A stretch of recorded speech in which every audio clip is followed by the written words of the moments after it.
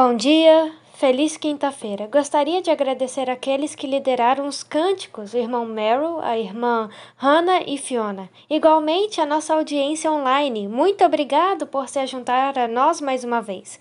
Gostaria de convidar o pastor Armando Lopes para fazer a oração inicial.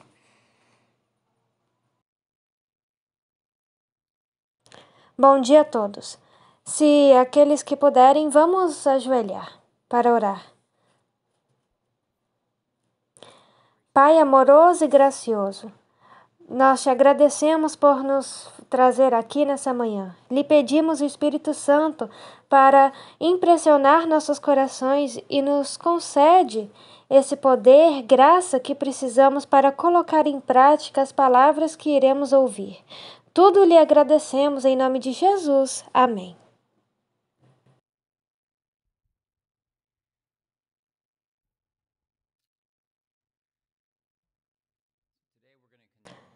Hoje iremos continuar e ontem vimos como as pequenas coisas podem ter efeito tremendo sobre a nossa vida e a importância das pequenas coisas. E quando falamos sobre educação e o que as pequenas coisas têm efeito sobre o caráter e a verdadeira educação, o ponto central tem a ver com a formação do caráter. No livro Educação, página 225, Ellen White nos diz que a verdadeira educação não desconhece o valor dos conhecimentos científicos ou aquisições literárias, mas acima da instrução aprecia a capacidade, e acima da capacidade a bondade, e acima das aquisições intelectuais o caráter. O mundo não necessita tanto de homens de grande intelecto como de nobre caráter. Necessita de homens cuja habilidade é dirigida por princípios firmes. Então, o que o Heartland precisa não é de muitos estudantes inteligentes ou dotados de talentos. Precisa de estudantes que estão diariamente desenvolvendo o caráter semelhante ao de Cristo. É isso que irá realmente fazer diferença no mundo. Não que não devemos esforçar para alcançar excelência em aquisições intelectuais. Nós nos esforçamos, mas nós não colocamos isso numa posição de preeminência na escala de valores do que a formação do caráter. Ellen White, através dos seus escritos, ela irá usar a analogia à construção para falar sobre o caráter. No livro Orientação da Criança, página 165, ela diz: Deus espera que edifiquemos o caráter de acordo com a norma que pôs diante de nós. Devemos colocar um tijolo após o outro, acrescentando graça a graça, descobrindo os nossos pontos fracos e corrigindo-os de acordo com as orientações dadas. Quando se vê uma fenda nas paredes de uma mansão, sabemos que algo está errado no edifício. Na edificação de nosso caráter, frequentemente vêem-se fendas. A não ser que tais defeitos sejam remediados, a casa ruirá, quando a tempestade da prova a fustigar. E aqui ela está usando uma linguagem familiar que nos traz à mente a parábola que Jesus contou. Se você lembra e tem a sua Bíblia, abra no capítulo 6 de Lucas e também em Mateus capítulo 7. Mas vamos ler no livro de Lucas, verso 46. Acontece bem no final do Sermão da Montanha. E você vê que Jesus está dando muitos princípios que falam sobre o reino de Deus. E o que isso significa ser um cidadão do reino de Deus? Como ele se comporta? O que são as coisas que ele pratica e não pratica? E caminhando para o final, Jesus termina com essa parábola, começando no verso 46. Por que me chamais Senhor, Senhor, e não fazeis o que eu mando? Você vê que tinha muitas pessoas reunidas nesse dia. ouvindo os ensinamentos de Jesus. Muitos tinham ido para ouvir seu sermão, e isso parecia que Jesus tinha muitos discípulos e seguidores. Jesus queria fazer uma distinção entre aqueles que são verdadeiros seguidores e aqueles que não são. Eles só professam com os lábios. Eles só dizem que são cristãos, que são discípulos de Jesus. Então ele confronta com eles. E, de novo, era o fim de sua parábola.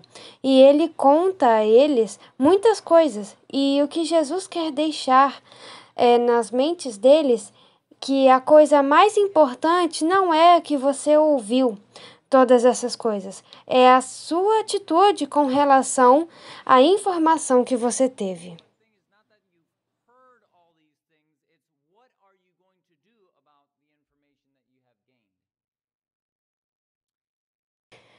Verso 47. A qualquer que vem a mim, ouve as minhas palavras e as pratica, eu mostrarei a quem é semelhante. É semelhante ao homem que construiu uma casa, cavou bem fundo e lançou os alicerces sobre a rocha. Vindo a enchente, bateu com a força contra aquela casa, e não a pôde abalar, porque estava construída sobre a rocha. O que, porém, ouve e não pratica é semelhante ao homem que construiu uma casa sobre a terra, sem alicerces. Quando a corrente bateu com força contra aquela casa, ela logo caiu, e foi completa a sua destruição.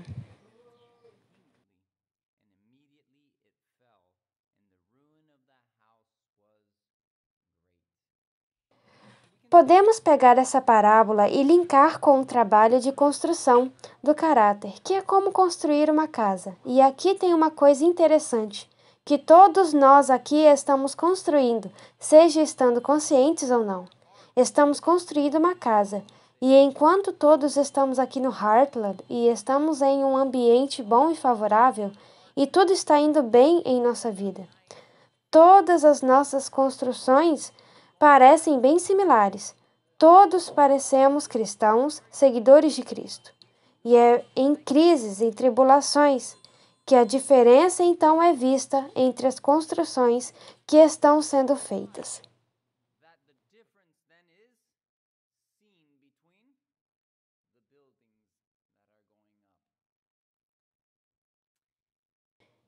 E a tribulação virá para os dois, e ela irá vir e desafiar a sua vida.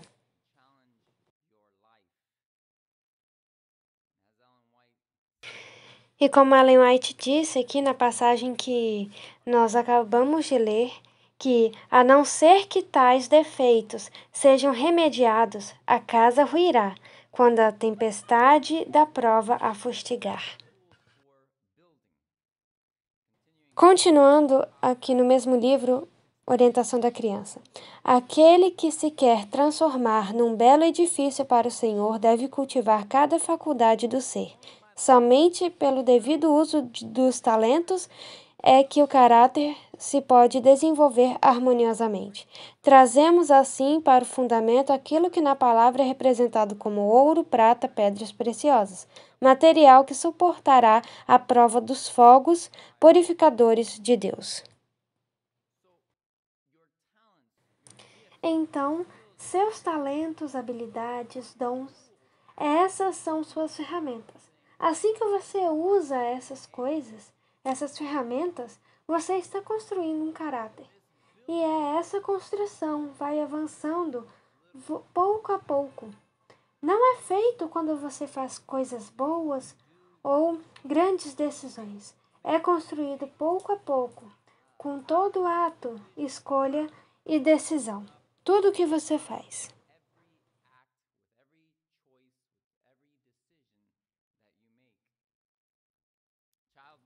Orientação da criança, página 37, diz que é gradativamente que o caráter é formado e que a alma é treinada para despender esforço e energia proporcionais à tarefa que deve ser realizada.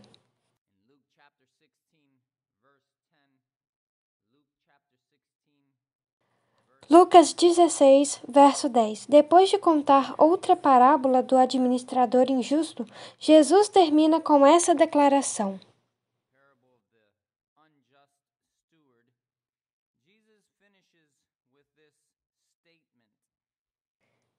Verso 10. Quem é fiel no mínimo, também é fiel no muito. E quem é injusto no mínimo, também é injusto no muito.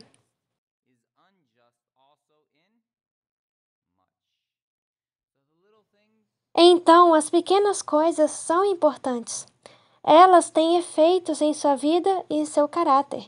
Em Orientação da Criança, página 165, diz: todo ato da vida, por mais insignificante, tem sua influência na formação do caráter. Quando você acorda de manhã e você arrumou a sua cama, esse ato tão pequeno pode ser tão insignificante aos nossos olhos, mas faz parte da formação do caráter.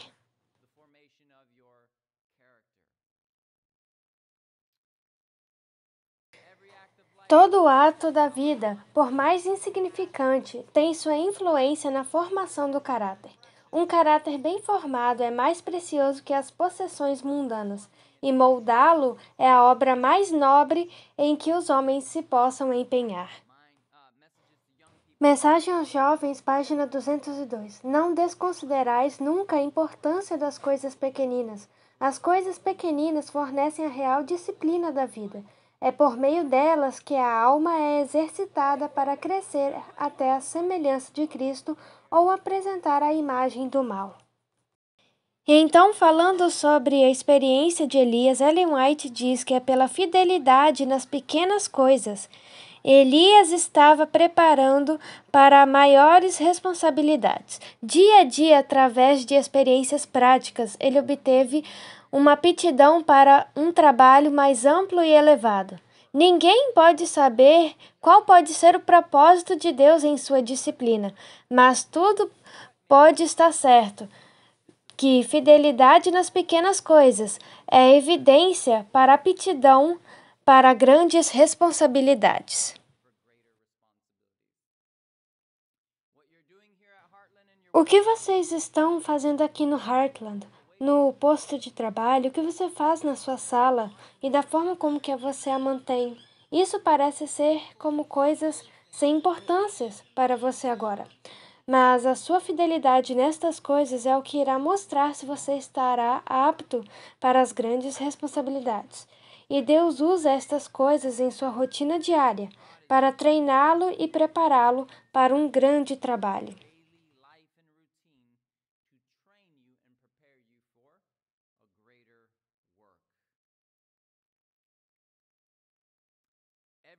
Cada ato da vida é uma revelação do caráter, e somente aquele que em pequenas obrigações prova a si mesmo.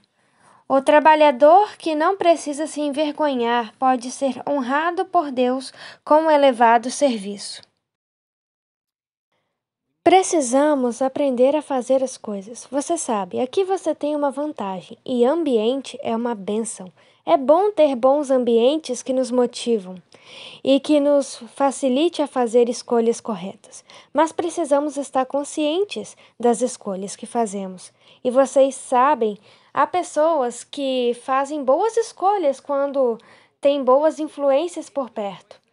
Mas se você pegar essa pessoa e colocá-la perto de outras pessoas, e no mesmo instante você sabe, sem mesmo até pensar em uma luta, eles já estão fazendo escolhas ruins e erradas. E o que isso irá mostrar? É que eles não estão realmente fazendo as escolhas, eles só estão seguindo a multidão, no fluxo das coisas no seu ambiente.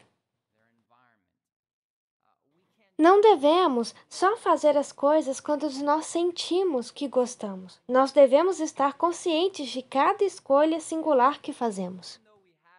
E mesmo que temos aqui no Heartland coisas para motivar a você fazer a escolha certa, eventualmente que isso precisa ser algo que você escolheu fazer, porque você vê o valor disso e isso se torna um hábito na sua vida. Senão, assim que você sair daqui, começará a fazer escolhas completamente diferentes ou até opostas. Os caráteres formados pelas circunstâncias são mutáveis e discordantes, uma massa de contrários. Seus possuidores não têm grande objetivo ou propósito na vida. Não exercem influência enobrecedora sobre o caráter de outros. Eles são destituídos de propósito e impotentes. Caráter não se forma pelo acaso, não é determinado por explosão de temperamento ou passo para a direção errada. É a repetição do ato que forma o hábito e o hábito que molda o caráter, para o bem ou para o mal. Caráteres corretos podem ser formados somente por perseverança e imponente esforço por aperfeiçoar todo o talento e capacidade para a glória de Deus. Se não fizermos isso, muitos se permitem se levar por qualquer impulso ou circunstâncias que possam guiá-los. Então, se você está trabalhando com alguém que é trabalhador e é inteligente e é focado no seu trabalho, e você segue o fluxo. E se você está com alguém que fala muito, é distraído e só quer curtir a vida, e você segue o fluxo. Você precisa ser você mesmo e você precisa conhecer, porque todas essas escolhas, elas estão formando quem você é. E quando você só segue a multidão, e como diz aqui, você se permite ser moldado e discordante. A última coisa que gostaria de mencionar sobre a construção do caráter eu quero levá-los de volta à passagem de Colossenses capítulo 3. Nós já vimos antes, nessa semana, o capítulo 3, onde falamos sobre fazer as coisas para Deus. E lembre que estamos falando sobre o que isso significa. Amar a Deus com todo o seu coração, toda a sua alma e sua força. Em Colossenses capítulo 3, versos 23 e 24.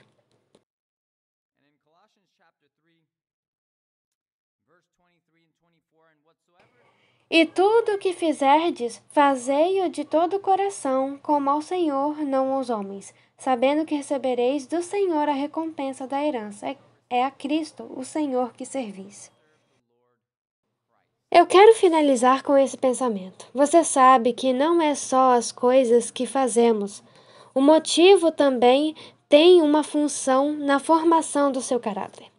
E quero compartilhar com vocês uma curta história que muitos de vocês estão familiarizados, e penso que há alguns de vocês que estão tendo a aula da história da Igreja Adventista e alguns já tiveram a aula e talvez vocês aprenderam sobre D.M. Cartwright. E ele foi um ministro bem-sucedido e serviu a Igreja Adventista por 28 anos, ou ele foi adventista por 28 anos. E ele era bem fervoroso, tinha muitos talentos, dons e habilidades, e era ambicioso para o sucesso, e em todos os seus trabalhos como evangelista teve sucesso. E através de todo o seu ministério, ele constantemente pendia como um ioiô. 4 vezes ele deixara a obra, e seus irmãos voltavam e insistiam com ele, e ele voltava. Por 4 vezes isso aconteceu, e a 5ª vez foi a sua última, e ele nunca voltou. Na verdade, ele começou a se opor à Igreja Adventista depois disso. Mas quero ler uma carta que Ellen White mandou para D.M. Cartwright, e foi um apelo, em Mensagens Escolhidas, volume 2, página 162.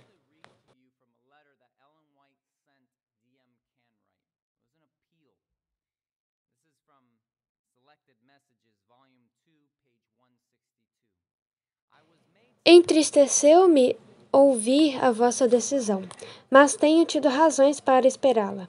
É um tempo em que Deus está experimentando e provando seu povo. Tudo quanto pode ser sacudido, sacudido será.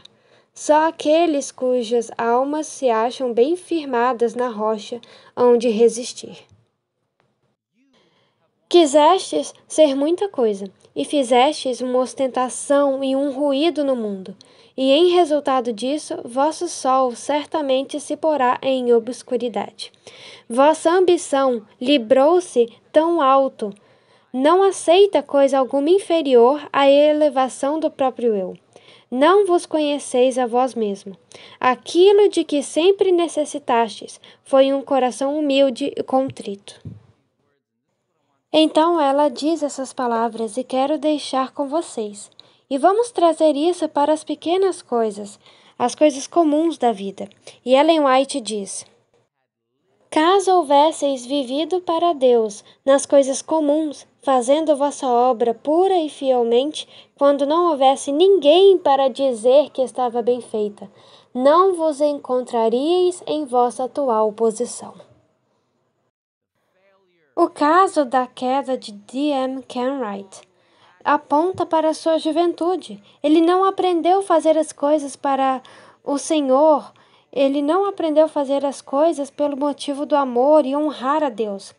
Eu quero honrar a Deus com o que eu estou fazendo. Amo a Deus, então estarei fazendo o meu trabalho fielmente, mesmo que não haja ninguém para dizer. Parabéns! Você sabe, ele, através das pequenas coisas, aprendeu a fazê-los, então essas pessoas irão parabenizar.